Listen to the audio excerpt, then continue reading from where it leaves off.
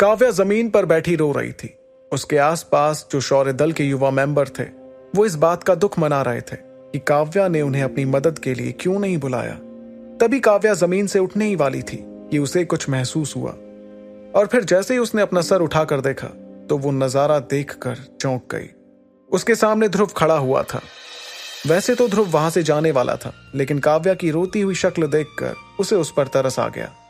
फिर ध्रुव ने काव्या को देखते हुए कहा, मुझे रास्ता दो, मैं कोशिश करता हूं। ध्रुव की ये बात सुनकर काव्या हैरान तो थी ही, लेकिन बहुत खुश भी। उसने अपने आंसू पोंछते हुए दरवाजे के सामने से हटते हुए कहा, हाँ जरूर। ये कहते ही काव्या ने ध्रुव के लिए जगह बनाई ताकि वो पर्दे को तोड़ने में काव्या की मदद कर सके। उसके चेहरे की मुस्कुराहट ये साफ बयां कर रही थी कि काव्या ध्रुव के वापस आने से बहुत खुश थी। वहां मौजूद सभी की नजरें इस वक्त ध्रुव पर ही थी। सब देखना चाह रहे थे कि क्या ध्रुव उस मजबूत पर्दे को तोड़ पाएगा। तभी खुद को पर्दे के सामने ले जाते हुए ध्रुव ने अपनी आंखें बंद की और एक गहरी सांस ली। सांस लेते हुए उसे अपने हाथ पर शक्तियां मंडराती महसूस होने लगी, जिसके बाद ध्रुव ने आंखें खोलकर अचानक अपना हाथ पर्दे की तरफ बढ़ाया और उस पर जोर से वार किया। ध्रुव का हाथ पड़ते ही वो मोटा पर्दा भी कड़कड़ाते हुए टूट गया। ये देखकर सब दंग रह गए थे। आखिर ध्रुव ने एक ही वार से वो कर दिखाया था जो काव्या पिछले 1.5 घंटे से नहीं कर पा रही थी। पर्दा टूटने के बाद भी ध्रुव का हाथ हवा में ही था, जिसे वो धीरे धीरे नीचे लाया। फिर काव्या से बिना कुछ कहे वो पलटकर इरा के पास चला गया, जो इस वक्त थोड़ी ही दूरी पर खड़ी थी। उसे जाते हुए देख काव्या ने थोड़ा डरते हुए ध्रुव से कहा, ध्रुव शुक्रिया, मेरा मतलब माफ करना, मेरा मतलब दोनों। ये सुनकर ध्रुव ने पलटते हुए कहा, ठीक है। उसने काव्या की ओर देखा कि कैसे उसका गुरूर अब चकनाचूर हो गया था। उसकी मुस्कुराहट देखकर भी ध्रुव नहीं मुस्कुराया और सिर्फ अपना सिर हिलाकर वहां से चला गया। दूसरी ओर बड़े दरवाजे के पास अब एक टेबल रख दी गई थी, जहां कलम और एक मोटी सी किताब रखी हुई थी। एक बूढ़ा आदमी वहां बैठकर सारी खास तकनीकों का हिसाब बना रहा था। दरवाजे के उस पार से जो भी अपने साथ कोई तकनीक लाता सीधे उस आदमी के पास जाकर साइन कर रहा था। यह हिसाब हर साल रखा जाता था ताकि दल की शक्तियों के बारे में दल के लीडर को बताया जा सके। इस वक्त वहां तकरीबन 10 पहरेदार इकट्ठा हो गए थे ताकि कोई बिना साइन किए तकनीक चुरा ना ले जाए। शौर्य दल के बहुत से युवा मेंबर्स इस वक्त लाइन में लगकर उस आदमी के सामने खड़े हुए थे। वो सभी बारी बारी उस मोटी किताब में तकनीक लिखकर उसके सामने अपना साइन कर रहे थे। शक्ति भवन से तकनीक ले जाने का यही तरीका था जो सबको पहले ही बता दिया गया था। आखिर शक्ति भवन कोई मामूली जगह नहीं थी, बल्कि शौर्य दल की शक्तियों और तकनीकों का भंडार था। ये वो शक्तियां और तकनीकें थीं जो सदियों से दल के पूर्वज इकट्ठा करते आ रहे थे। ये शक्तियां और तकनीकें ही शौर्य दल की बुनियाद थी और इसलिए इसकी खास सुरक्षा का ध्यान रखा जाता था। शौर्य दल की एक खासियत थी, इस दल के तकनीकी कागज एक खास तरह के कागज से बने थे।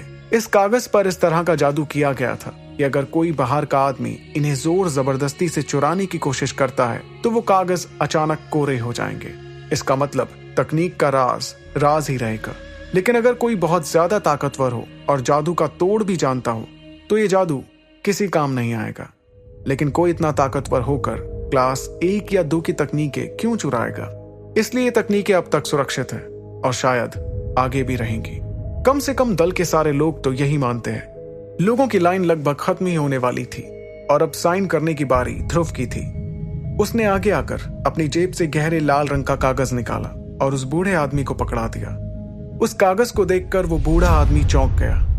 उसने किताब से अपनी नजर हटाते हुए ध्रुव को देखा और उसे देखते ही सोचा, इस तकनीक की सुरक्षा 9 सितारों वाली ताकत कर रही थी।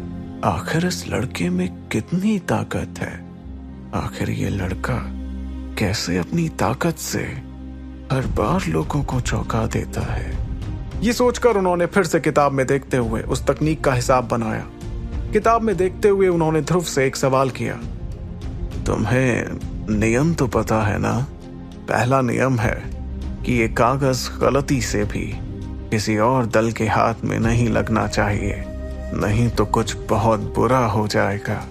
दूसरा नियम है कि तुम्हें ये कागज 1 साल बाद लौटाना होगा, चाहे तुम तकनीक सीख पाओ या ना सीख पाओ। और तीसरा और सबसे जरूरी नियम, ये कागज और इस पे लिखी तकनीक हमारे दल की धरोहर है। इसे एक खरोच भी नहीं आनी चाहिए, समझे? उस बूढ़े आदमी से नियम सुनकर ध्रुव ने हामी भरते हुए अपना सिर हिलाया और फिर चुपचाप वहां से हटकर दरवाजे के पास खड़ा हो गया। अगली बारी इरा की थी और ध्रुव इरा के हिसाब होने का ही इंतजार कर रहा था। ये देखकर इरा के चेहरे पर एक मुस्कुराहट आ गई, जिसके साथ उसने अपना तकनीकी कागज उस बूढ़े आदमी की तरफ बढ़ाया। इरा को अपने सामने मुस्कुराते देखकर वो बूढ़ा आदमी भी मुस्कुराने लगा। उसे लगा ये मुस्कुराहट उसके लिए ही थी और इसीलिए उसने जल्दी से अपनी मोटी किताब में कुछ लिखा।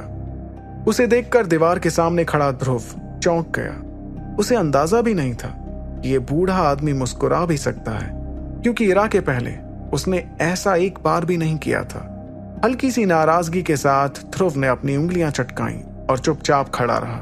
वो जानता था कि उस आदमी को कोई कुछ नहीं बोल सकता था, क्योंकि वो शक्ति भवन का रखवाला था। वहां रखी सारी तकनीकों और शक्तियों के हिसाब उसके पास ही थे और इसीलिए वो दल के 3 सबसे बड़े बुजुर्गों में आता था। ध्रुव ने लोगों से सुना था कि इसे दल के लोग पत्थर दिल कहा करते थे और इस आदमी ने अब तक सारे युवाओं से बिना हंसे ही बात की थी, लेकिन ये इरा की तरफ कुछ ज्यादा ही मेहरबान हो रखा था। इस वजह से ध्रुव की ये जानने की इच्छा और बढ़ गई कि आखिर इरा असलियत में थी कौन। ध्रुव को याद आया कैसे हर बार इरा इस सवाल से बच जाया करती थी कि वो कौन है और कहां से आई है, लेकिन वो सवाल अब तक ध्रुव के दिमाग में घूम रहा था। तभी ध्रुव ने देखा कि इरा मुस्कुराते हुए चलकर उसकी तरफ आ रही थी। फिर दोनों साथ चलते हुए शक्ति भवन के मुख्य द्वार से बाहर निकले। जैसे ही वो दोनों बाहर आए, ध्रुव को ताजी हवा महसूस हुई और उसने रुककर एक गहरी सांस ली, जिससे उसके चेहरे पर एक मुस्कुराहट आ गई थी। लगभग 2 घंटों से वो दोनों शक्ति भवन के अंदर थे, जहां दोनों को घुटन सी होने लगी थी।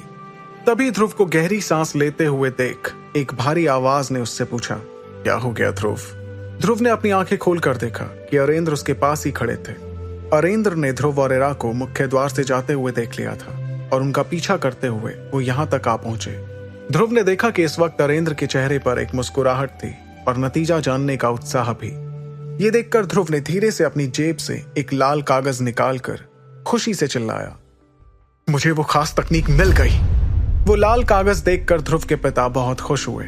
उन्होंने उसी खुशी के साथ ध्रुव से कहा, ये तो बहुत अच्छी खबर है ध्रुव, मुझे तुम पर गर्व है कि तुम इस तकनीक को हासिल कर पाए। इस वक्त तीनों बहुत खुश नजर आ रहे थे। इसी खुशी में अरेंद्र ने ध्रुव से आगे कहा, अब जो तुम्हारे पास शौर्य दल की खास तकनीक है, तो तुम भी इस दल के रखवाले बनने के लिए तैयार हो, लेकिन इसके पहले तुम्हें एकलव्य रैंक हासिल करना होगा, जो मुझे पूरा भरोसा है कि तुम बहुत जल्द ही हासिल कर लोगे।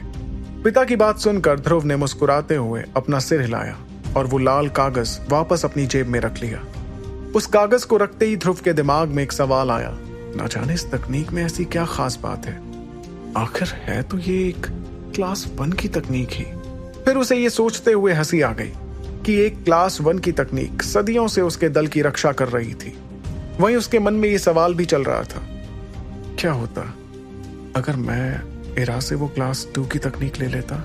सच तो ये था कि ध्रुव ने बहुत मुश्किल से इरा को उस तकनीक के लिए मना किया था। उसका दिमाग तो उसे इरा की तकनीक चुनने को कह रहा था, लेकिन उसने आखिरकार अपने दिल की सुनी। लेकिन उसे अब थोड़ा अफसोस हो रहा था, क्योंकि एक क्लास 2 की हाई लेवल तकनीक सिर्फ बहुत ताकतवर नहीं थी, बल्कि बहुत महंगी भी थी। अपने माथे को रगड़ते हुए ध्रुव इस बात का अफसोस मनाने लगा, लेकिन वो भी जानता था कि अब बहुत देर हो चुकी थी। ध्रुव की हिम्मत नहीं हो रही थी कि वो इरा से वो तकनीक मांगे। तभी उसकी अंगूठी के अंदर से विदुर ने कहा, फिक्र मत करो ध्रुव, कुछ क्लास 1 की खास तकनीकें ऐसी भी होती हैं जो क्लास 3 की तकनीकों से भी ताकतवर होती हैं और इसीलिए वो खास होती हैं। ये सुनकर तुरंत ध्रुव ने अंगूठी को देखते हुए कहा, तो क्या मुझे जो क्लास 1 की तकनीक मिली है वो क्लास 3 से ज्यादा ताकतवर है? ध्रुव ने उत्साहित होकर यह सवाल पूछा था। उसे लगा जैसे कोई खजाना उसके हाथ लगा था, लेकिन विदुर ने उसकी सारी उम्मीदों पर पानी फेरते हुए कहा, यह तो वक्त ही बताएगा, लेकिन हम जरूर उम्मीद कर सकते हैं। उम्मीद? यह सुनकर ध्रुव का सारा उत्साह खत्म हो गया। उसने सोचा कि शायद विदुर ठीक ही कह रहा था हो सकता है कि ये तकनीक अद्भुत हो, और ये भी हो सकता है कि ये तकनीक ध्रुव के किसी काम ही नहीं आए। और आगे क्या होना है वो तो वक्त ही बताएगा। लेकिन तभी विदुर ने ध्रुव की उदासी देखकर कहा, अच्छा चलो मैं बता ही देता हूं। तुम्हारे हाथ जो क्लास 1 की हाई लेवल की तकनीक आई है वो शायद तुम्हारे ज्यादा काम नहीं आएगी। ये सुनकर ध्रुव को थोड़ा गुस्सा आया। उसने विदुर से एक बेहतर जवाब की उम्मीद की थी, लेकिन विदुर ने तो उसकी बची खुची उम्मीद भी खत्म कर दी थी। विदुर ने देखा कि ध्रुव उसकी बात पर उदास हो गया था, इसलिए बात संभालते हुए उसने कहा, तुम इतने उदास क्यों दिख रहे हो? मेरे पास इरा से भी खतरनाक तकनीकें हैं, और वैसे भी ये तकनीकें किसी काम की नहीं है अगर तुम्हारा रैंक बहुत कम हो। इसलिए अपनी ट्रेनिंग जारी रखो और तकनीकों की फिक्र अपने दिमाग से निकाल दो। सही वक्त आने पर मैं खुद तुम्हें नई तकनीकें सिखा दूंगा। देखना, आगे जाकर तुम इरा से भी ज्यादा ताकतवर हो जाओगे। आखिर उसका परिवार। ये कहते ही विदुर ने अपनी जुबान पर लगाम लगाया ताकि इरा का राज गलती से खुल ना जाए। लेकिन ध्रुव ये सुनकर थोड़ा निराश हो गया था। उसे लगा कि उसके आचार्य गलती से बोलते बोलते इरा के उस राज पर से पर्दा हटा देंगे, जिस राज को जानने की इच्छा ध्रुव के दिल में बचपन से थी। लेकिन अपना ध्यान उस राज से अलग करते हुए ध्रुव ने सोचा कि उसे फिलहाल एकलव्य रैंक के लिए मेहनत करनी चाहिए। एक तरह से ये ताकतवर बनने का पहला बड़ा कदम था। इस बड़े कदम के बाद ही वो लारा से लड़ने के बारे में सोच सकता था। खास तकनीक के पता लगाने के बाद ट्रेनिंग ग्राउंड पहले से ज्यादा खाली दिखने लगा था। ऐसा इसलिए था क्योंकि शून्य रैंक के 7 सितारों से कम वाले अब ट्रेनिंग छोड़कर दल के बाकी काम संभालने लगे थे। वहीं बाकी बचे लोग पूरी तरह से अपनी ट्रेनिंग पर ध्यान दे रहे थे। हर कोई यही चाहता था कि उसका रैंक जल्द से जल्द बढ़ता जाए। साफ आसमान में तपते सूरज ने चमकते हुए पूरे मैसोडोरिया को तपने पर मजबूर कर दिया था। इस वक्त वहां तेज हवाएं चल रही थी, जिससे लोगों को गर्म हवा के थपेड़े पड़ रहे थे। यहां तक कि पहाड़ों से आमतौर पर ढके हुए जंगल में भी सूरज की गर्माहट बहुत साफ महसूस हो रही थी। इस भट्टी से तपते जंगल में इस वक्त 2 लोग आपस में लड़ रहे थे। दोनों इतनी फुर्ती से अपनी तकनीकें आजमा रहे थे कि जैसे ही उनके हाथ टकराते उससे एक तेज हवा का झोंका निकलता जो पेड़ों की लटकी पत्तियों को जमीन पर ले आता।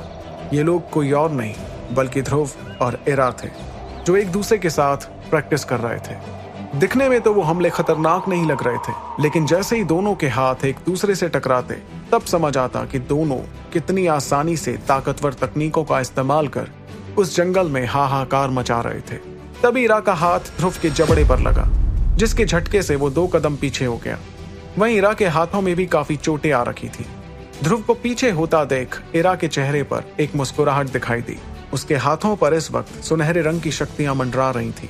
उसकी मार महसूस कर ध्रुव ने मुस्कुराती हुई इरा को देखकर खुद से कहा, यह सचमुच बहुत ताकतवर है। ये कहते ही उसने अपने पैरों का इस्तेमाल करते हुए इरा पर हमला किया, जिससे जमीन पर जमी हुई धूल हवा में उड़ने लगी। ध्रुव को अपनी ओर तेजी से आता हुआ देख इरा के चेहरे पर एक मुस्कान आ गई, और जैसे ही उसने ध्रुव का हाथ अपनी ओर आते हुए देखा, उसने बचाव में अपना हाथ भी आगे बढ़ाया। तभी इरा ने देखा कि यह सिर्फ ध्रुव की एक चाल थी।